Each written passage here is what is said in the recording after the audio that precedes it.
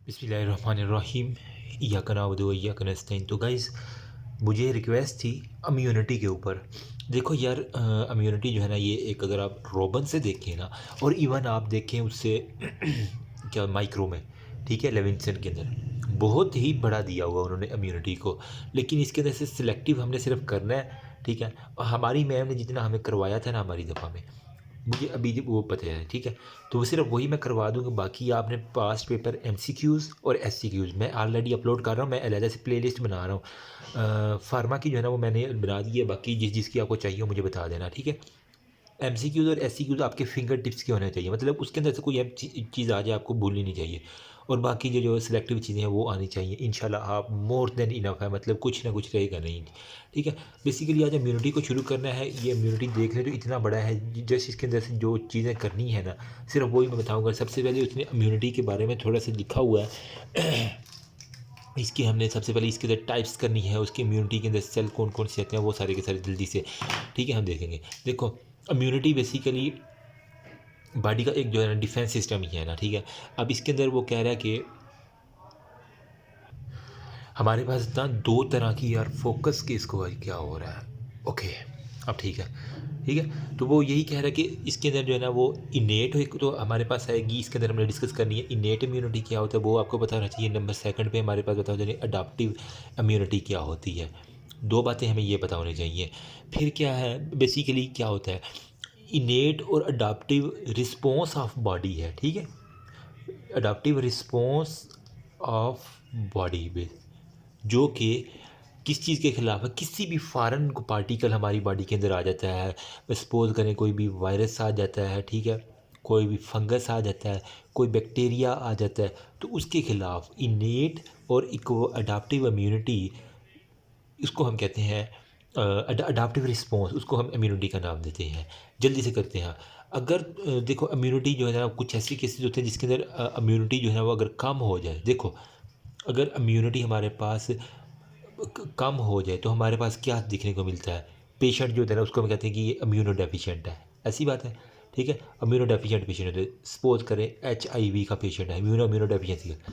अगर इम्यूनिटी बहुत ज़्यादा हो गई है तो ये भी मसला है, excess of everything is bad. तो अगर इम्यूनिटी बहुत ज़्यादा होगी है तो हमारे पास क्या होगा, एक्सेसिव इम्यून रिस्पॉन्स। ये वाला जो हमारे रिस्पॉन्स है ना, ये एक्सेसिव आना शुरू हो जाएगा, हद से ज़्यादा एक्सेसिव रिस्पॉन्स। फिर उस कंडीशन में भी फिर आगे दो कंडीशन होती हैं। हाइपर सेंसिटिविटी, जिसे हम एक आप नाम सुना होगा, एक्सेसिव इम्यूनिटी हो जाता है, इसके हम कहते हैं हाइपर सेंसिटिविटी। सही हो गया। हाइपर सेंसिटिविटी की फिर ये क्या होता है, कोई भी एलर्जी आ गई है, ठीक है, कुछ लोगों को होती है डस्ट एलर्जी होती है, वो क्या होता है, वो हाइपर सेंसिटिव हो जाते हैं, उनकी इम्यूनिटी बहुत ज़्यादा बूस्ट अप हुई होती है हाइपर सेंसिटिविटी की। उसके अंदर फिर वो कहता है कि 4 तरह की ना हाइपर सेंसिटिविटी होती है। हमने वहाँ पढ़ेंगे हाइपर सेंसिटिविटी 1, 2, ठीक है, 3, हाइपर सेंसिटिविटी टाइप 3 और हाइपर सेंसिटिविटी टाइप 4। ये बात होगी। अगर यही इम्यूनिटी हद से ज़्यादा है ना, अपनी बॉडी के ख़िलाफ़ ही काम करना शुरू कर दे, तो इसे हम क्या कहते हैं, ऑटो इम्यूनिटी। क्लिक हो रही है मेरी बात, ठीक है। ऑटो इम्यूनिटी, ऑटो इम्यूनिटी की एग्जांपल मैं दूं तो वो है SLE, systemic lupus erythematosus. Oh my god, बहुत गंदी बीमारी है ये, अल्लाह माफ़ करे। मैंने पेशेंट लाइव देखा हुआ अपनी आंखों से मरते हुए। अच्छा, अब इसके अंदर बेसिकली क्या है, ये एक तो हमने ये सारे का सारे इसके सेल वगैरह पढ़ने। नंबर सेकंड पे हमने पढ़ना कि ट्रांसप्लांट रिजेक्शन क्या होती है।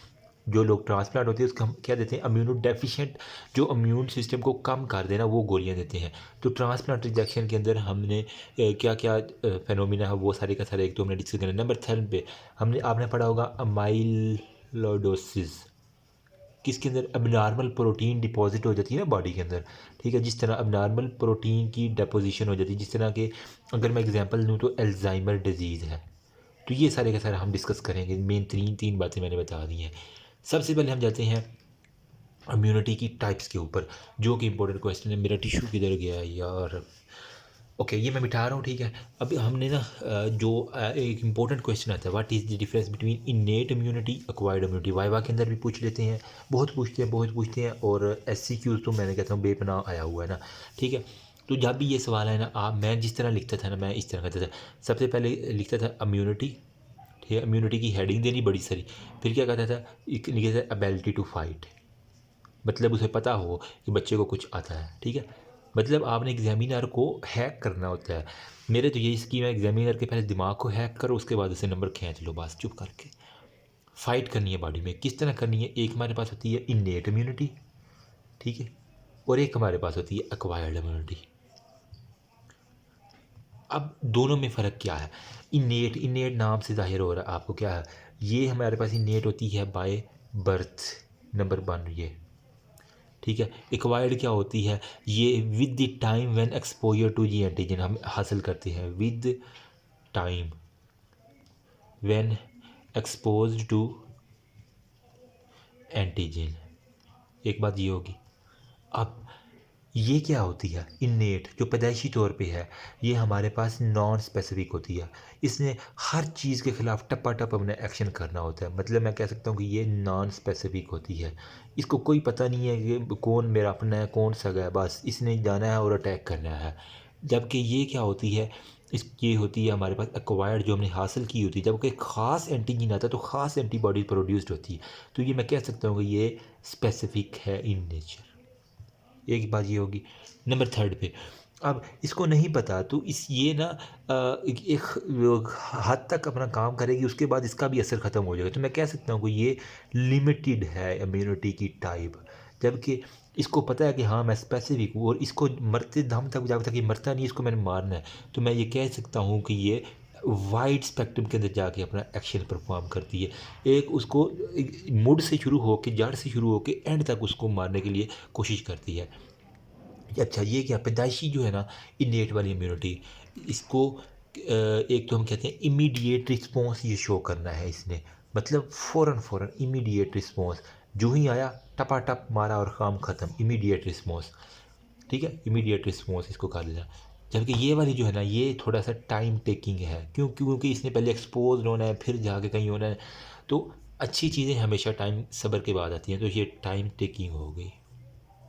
अच्छा, इसके अंदर फिर क्या होता है, इसने क्योंकि टपाटप काम करना है तो इसके पास कोई मेमोरी सेल नहीं, काम किया ख़त्म, काम किया ख़त्म, काम किया ख़त्म, तो no memory cell. Next time infection होगा तो इसके पास कोई मेमोरी सेल नहीं होगा, ठीक है, नो मेमोरी सेल।